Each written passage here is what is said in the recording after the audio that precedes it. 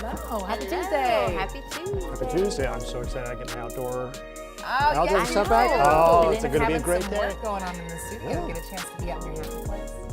There's man. limited time where it's comfortable. Oh, absolutely, especially with the breeze. Thank you so much for joining us for KARE 11 News at noon. For a lot of families in the area, this is a big day. We're just a few hours into the first day of school. A lot of happy parents out there. It's certainly a change, but we're keeping an eye on how things are going in the districts. Oh, that's right. I'm focusing in on Minneapolis public schools. We're looking at plans to improve attendance, and there's a change to some gender inclusion.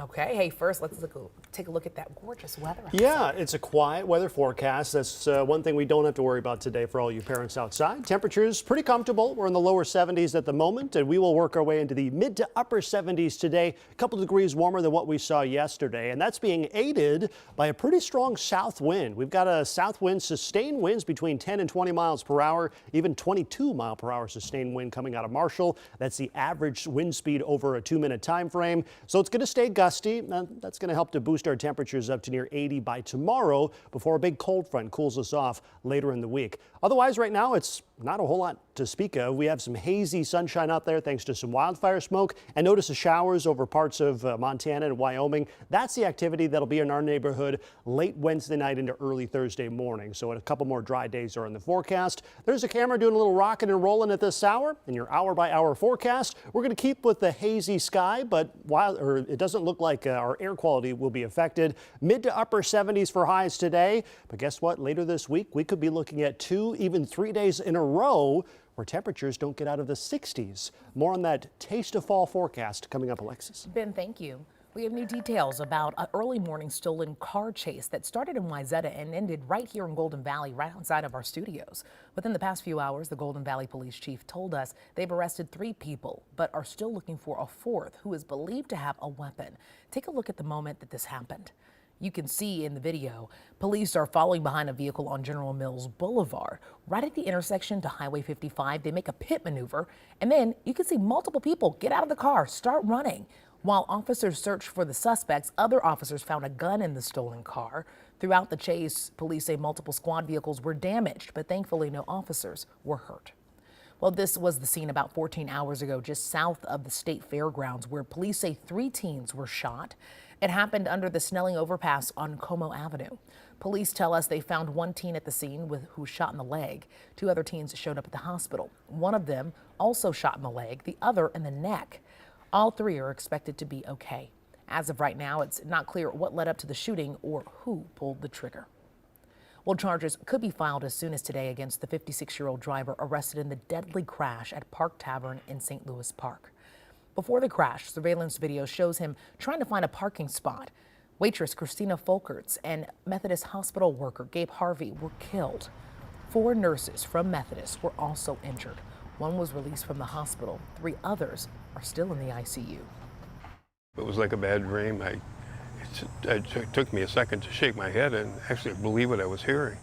To come back to our hometown and see our home place, how it is, and see the community suffering, it hurts. The restaurant is expected to reopen tomorrow following an all-staff meeting.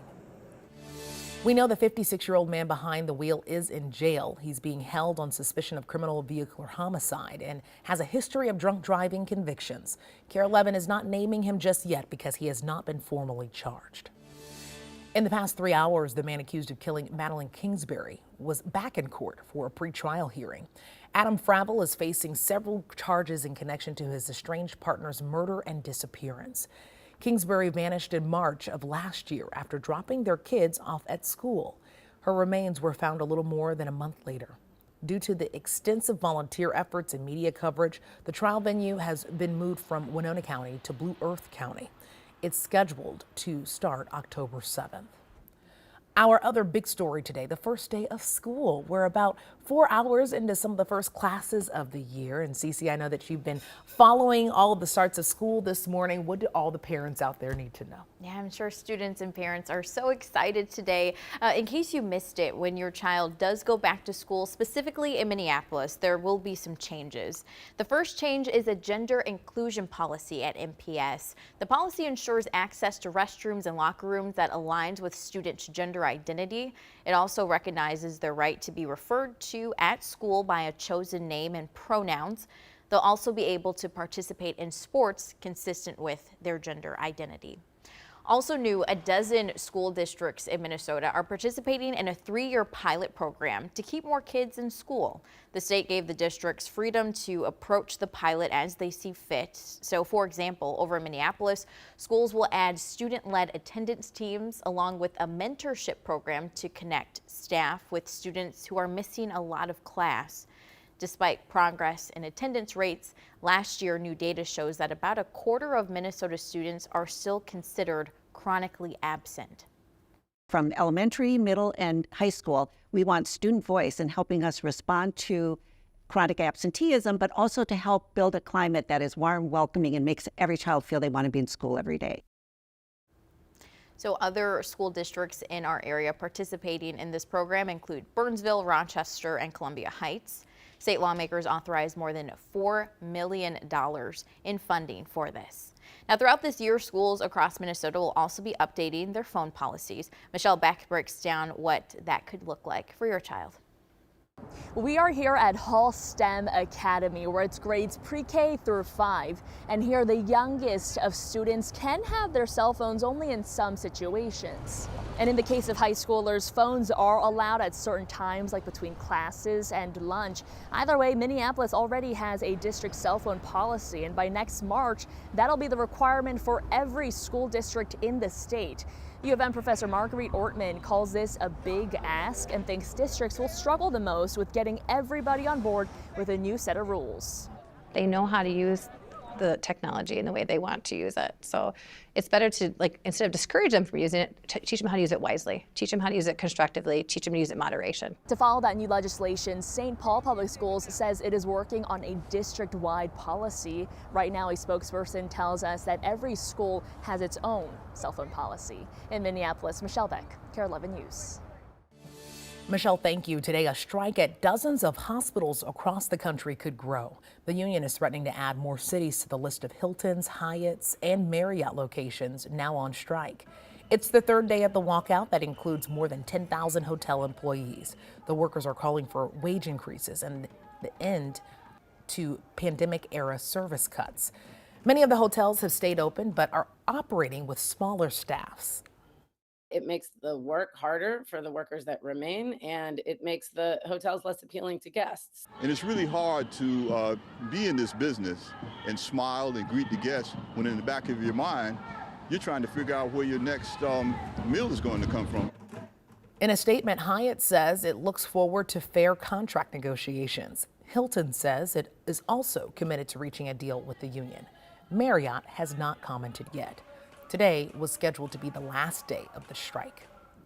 Overseas, Hamas says it's working under new instructions on how to handle hostages if Israeli forces approach their locations in Gaza. It comes after the bodies of 6 hostages were recovered by the Israeli military. NBC's Matt Bradley shows us what the change means from Tel Aviv. Well, I'm here in what Israelis have rechristened as Hostage Square, and it's just one place among many throughout the country where we're going to see a third day of protests demanding a hostage deal. And a lot of their anger is focused at their own prime minister, Benjamin Netanyahu. And this is about these 6 hostages who were found dead just a couple of days ago over the weekend. A lot of folks here say that even though Hamas pulled the trigger, they're blaming Benjamin Netanyahu for not coming to a hostage deal that would have freed them before they were killed.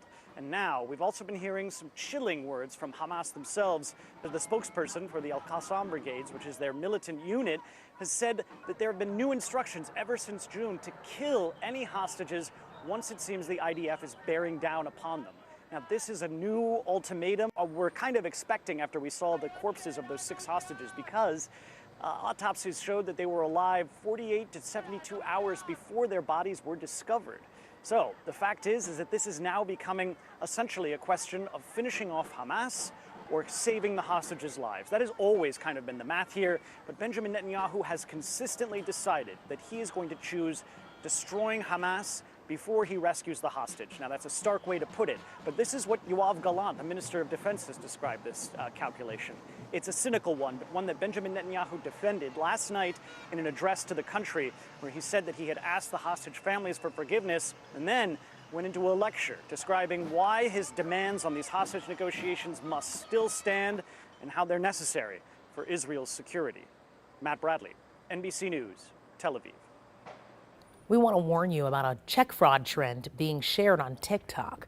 Videos are encouraging viewers to deposit checks made to themselves at Chase Bank, then withdraw as much as possible before the check can actually go through. It's an issue Chase classifies as check fraud, and it says it's now being addressed. Experts say that once the bank catches the glitch, it will be looking for its money back.